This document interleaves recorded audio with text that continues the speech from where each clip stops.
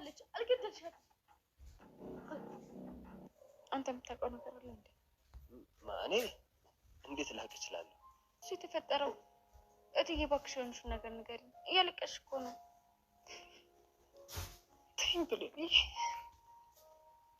የኃጢአቴ ዋጋ ነው። አንቺን የማይጨበጥ ተስፋ አስከተትኩሽ።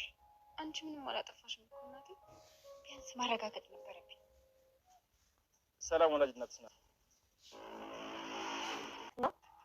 አዎ። መቼም ቢሆን እዛ ስትሽ አይ ባይሉ ልትመስለኝ ነበር። አንቺ ልጅ አይደለሽ። አንቺ ልጅ አይደለሽ። ለእሱ አታስቢ። ይልቅ አሁን ምን እንዳለሽ ንገሪኝ። ልጅ መሰለሽ። ሰላም በስተመጨረሻ ገነት እንግዲህ ለብሌን እውነቱን ልትነግራት ማለት ነው። አሁን ላይ ሰላም ትክክለኛ የብሌን እናት መሆኗን አሁን ላይ እንግዲህ ልተረጋግጥላት ነው። ነገር ግን አሁን ላይ ከዚህ ቀደም አልማዝ ተብዬዋ እንግዲህ እናቷ ነው ተብላ ራሷ ገነት ስላስተዋወቀቻት አሁን ላይ ሰላምም የብሌን እናት ናት ብላ ለማመንና ይሄ ነገር ውሸት ሆኖ ደግሞ ብሌን እንድትጎዳ ማድረግ አልፈለገችም። ለዛ ነው እንግዲህ ያንን ነገር ከሳሚ ከሰማች በኋላ ያንን መረጃ ለብሌን ቶሎ ያልተናገረችው ማለት ነው። አሁን ላይ እንግዲህ እንደሚታወቀው ሳሚ ብሌን የሰላም ልጅ መሆኗን ለገነት እየተናገረው ወይም ደግሞ በብሌን ስልክ ነበር እንግዲህ ለመናገር የፈለገው። ነገር ግን ገነት አንስታውን ይህንን መረጃ የሰማችው። ነገር ግን አሁን ላይ ብሌንም እኮ ብትሆን ያንን ስልክ የተደወለውን ደውላ ማን እንደሆነ ማጣራት ትችላለች ብዬ ነው ማስበው። ምክንያቱም ከዚህ በፊት ስለተደወለ ያን ስልኳ ላይ ስታይ የተደወለ ነገር ካየች እንደገና ደውላ ማረጋገጥ ትችላለች ብዬ ነው ማስበው። ነገር ግን አሁን ላይ እንግዲህ ገነት እውነቱን ትነግራታለች ወይስ አትነግራትም? በእኔ በኩል ለብሌን እውነቱን ነግራት እንግዲህ ብሌንም እርፍ ብትል ይሻላል ብዬ ነው ማስበው። አሁን ላይ ሰላም ትክክለኛ እናቷ ነች የብሌን ከተባለ ይህን ነገር ደግሞ ገነት በዲኤንኤ ማስመርመርና እውነቱን ማወቅ ይችላሉ ብዬ ነው ማስበው። ሰላም የብሌን እናት ትክክለኛ እናት መሆኗንና አለመሆኗን ለማወቅ ከፈለገች ገነት ይሄ ነገር ዲኤንኤ ይመርመርና እውነት ልጅሽ እንደሆነችና እንዳልሆነች ማወቅ ትችላለች በማለት በዚህ መንገድ ማረጋገጥ ይችላሉ ብዬ ነው ማስበው። ብሌንም እንግዲህ እስከ ዛሬ ያለው ስቃይዋ በአሁኑ ይበቃል ብዬ ነው ማስበው። ስለዚህ ገነት ለብሌን እውነተኛውን ነገር ወይም ደግሞ ሳሚ የነገራትን ነገር የሰላም ልጅ መሆኗን ትነግራታለች ብዬ ነው ማስበው። እስኪ እናንተስ በዚህ ጉዳይ ሁላችሁም ሀሳብ አስተያየታችሁን ኮመንት ላይ ማስቀመጣችሁ እንዳረሱ። ሌላው ጉዳይ ደግሞ አሁን ላይ እንግዲህ ሰላም አብዳለች ማለት ነው። እንግዲህ አሁን ላይ ሰላም ያበደችበት ምክንያት አልማዝን የገደለች መስሏትና በእሷ እጅ የጠፋች የተቀበረች መስሏት ነው ልታብድ የቻለችው። ምክንያቱም አቶ በኃይሉ እንግዲህ ከሳሚ ጋር በመተባበር ደውለው ነው እንግዲህ ለሰላም ከወንድሟ ጋር የት እንደቀበረች የተናገረው ማለት ነው። ስለዚህ ይህንን ሚስጥር እውነት ያውቃሉ እንዴ? እውነት አሁን ላይ አልማዝ ተቀብራለች እንዴ ብላ እንግዲህ ራሷን እያዘነች እና ራሷን እየቀጣች ነው የምትገኘው። ነገር ግን አሁን ላይ ይሄ ነገር ሲደጋገምባትና በአይምሮዋ ላይ ሲመላለስባት ራሷን እንድትለቅና እንድታብድ አድርጓታል ማለት ነው። እንግዲህ ቃል እንደሚታወቀው ከባህሉ ጋር አልተስማሙም። ምክንያቱም ባህሉ እንግዲህ 2 ሚሊዮን ብር ነው አምጪ ብሎ የጠየቃት። ምክንያቱም ያንን ነገር ከምናገርና ከፖሊስ ጣቢያ ከምትገቢ እስር ቤት ከምትገቢ ያንን 2 ሚሊዮን ብር አምጪ ብሏት አስፈራርቷታል። ቃል ደግሞ ያንን ሰምታ ነው ያንን የ2 ሚሊዮን ብሩን 50% እፈልጋለሁ ብላ ከባህሉ ጋር የተደራደረችው ማለት ነው። እንግዲህ ሳሚ እንኳን ያንን ብር ከሰማ በኋላና ካወቀ በኋላ እሱ እንደማይደርሰው ካወቀ በጣም የተናደደው። ምክንያቱም መቼም ቢሆን ባህሉን እንደማይለቀውና ብዙ ነገር ብዙ መረጃ እንደያዘበት ይታወቃል።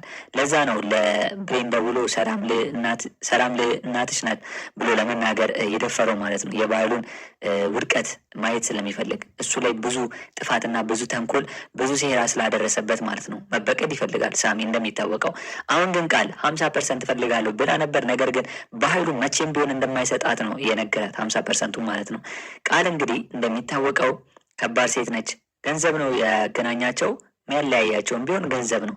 ስለዚህ ለሰላም ሄዳ አልማዝን እንዳልገደለች እና አሁን ላይ በህይወት እንዳለች ለመናገር ብትሞክርም ነገር ግን ነገሩ ረፍዷል። ምክንያቱም ሰላም ራሷ አብዳ ነበር ማለት ነው። ጭራሽ አሁን ላይ ሰላም እያለች ያለችው ልጄ አይደለሽም እያለቻት ነው ቃልን። ምግብ እንኳን ይዤልሽ እመጣለሁ ብላ ያመጣችላት ምግብ ኮባ ነው። ይሄ ደግሞ ምንድን ነው? ጭራሽ ትክክለኛ እብደት እንደሆነ ያስታውቃል። ስለዚህ አሁን ላይ ገነት ሰላም የብሌን እናት እንደሆነች ለብሌን ከነገረቻትና እንደገና ደግሞ ብሌን አሁን ላይ እናቴ ብላ ሰላም ጋር ብትመጣ አብዳ ስታገኛት ምን ሊፈጠር ይችላል ብላችሁ የምታስቡት? ብሌን እንደሚታወቀው ቃል የሰላም ልጅ እንዳልሆነች ሚስጥሩን በሙሉ ስለምታውቅ ይህንን ነገር እንግዲህ ዝም ብላን ያለችው። አሁን ላይ ቃል እያስመሰለች ነው፣ ሰላም የኔ እናት ነች እያለች እያስመሰለች ነው እንጂ እናቷ እንዳልሆነች ራሷ ቃል ታውቀዋለች። ስለዚህ በምን መልኩ ነው ብሌን እንግዲህ የሰላም እናቷ እንደሆነች የምታምነው እና እንደገና ደግሞ አሁን ላይ ካለችበት ከእብዚ እብደት ውስጥ የምታላቅቃት እንዴት ይመስላችኋል? እስቲ ሁላችሁም በዚህ ጉዳይ ሀሳብ አስተያየታችሁን ኮመንት ላይ ማስቀመጣችሁን እንዳረሱ። እንግዲህ ድሮም ቢሆን የሰላም ሁኔታ ብሌንን አስጨንቋታል። ምክንያቱም ያ ሰውዬ ከነገራት በኋላ ወይም ደግሞ ሳሚ በአዲስ ስልክ ደውሎ በአዲስ ሲም ደውሎ ከነገራት በኋላ ሰላም ደንግጣለች። ምክንያቱም እንደሚታወቀው አረብ ሀገር ሰርታ ለፍታ ነው እዚህ የመጣችው ልጇን ፈልጋ። ስለዚህ ያን ያህል በቂ የሚባል ብር ላትይዝ ትችላለች። አሁን ላይ በአቶ በኃይሉ በዚህ በዛ ብሎ ገንዘብ ለመቀፈልና ከእሷ ለመቀበል 2 ሚሊዮን ብር ከእህቱ ላይ ለመቀበል ያሰበውን ነገር እንዴት ነው ብሌን ልታስዋ የምትችለው? ቃል እንግዲህ ለማስተው ሞክራ ነበር በገንዘብ ስለተጣሉ።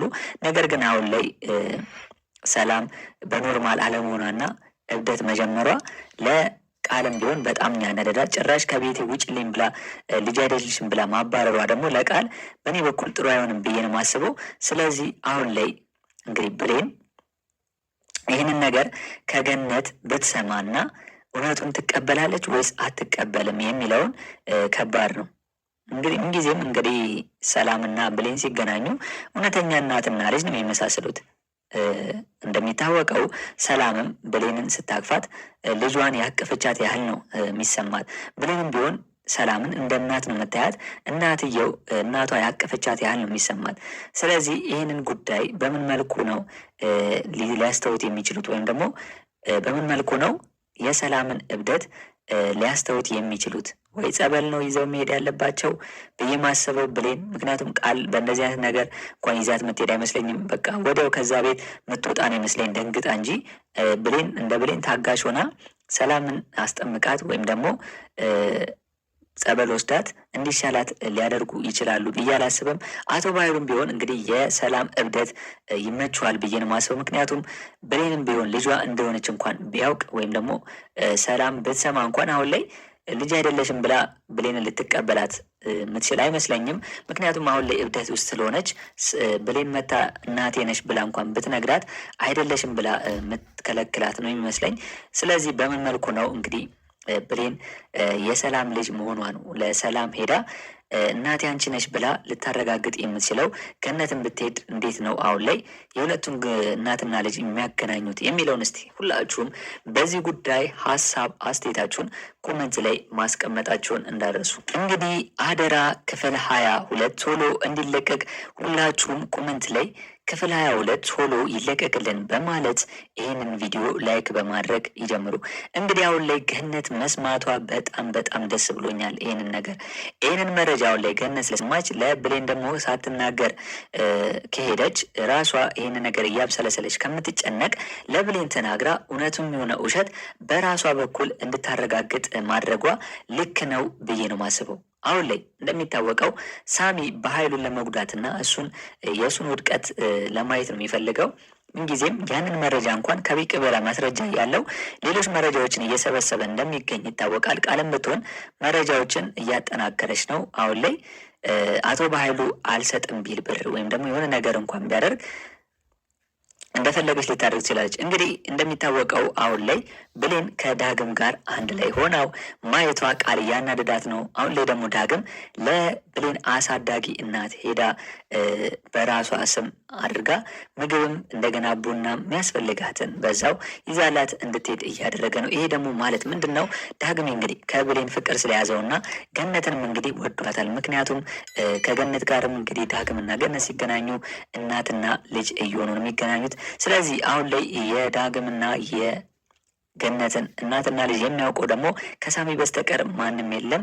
ስለዚህ ይህንን ነገር እንዴት ነው ሊያደርጉ የሚችሉት? ምክንያቱም አሁን ላይ ብሌንና ዳግም ቢጋቡና አንድ ላይ ቢሆኑ ለገነትም ደስታዋ ነው። እንደገና ደግሞ ሰላምም ከዛ እብደቷ ብትለቅና ኖርማል ብትሆን ለሰላምም ደግሞ ይሄ ነገር ደስታዋ ነው። ምክንያቱም እዛ ቤት የተከራየው ሰላም ቤት ስለሆነ ዳግም እንደገና ደግሞ ገነት የእሱ እናት እንደሆነች ሰላም ብታውቅና የሰላም ደግሞ ልጅ ብሌን እንደሆነች ካወቀች ለብሌን ብዙ ሰዓት ሲከራከርላትና ብዙ ነገር ሲቆረቆርላት ስለምታይ ሰላም ገነትን ቢሆን ከብሌን በላይ ደግሞ ገነትን ሄዶ ዳግም ብዙ ነገር ሲያደርግላት ስለቆየ የሁለቱን ግንኙነት የማይፈልገው እንግዲህ አቶ ባህሉ ሳሚና ቃል ቢሆኑም ነገር ግን አሁን ላይ ገነት ፍላጎቷ ነው።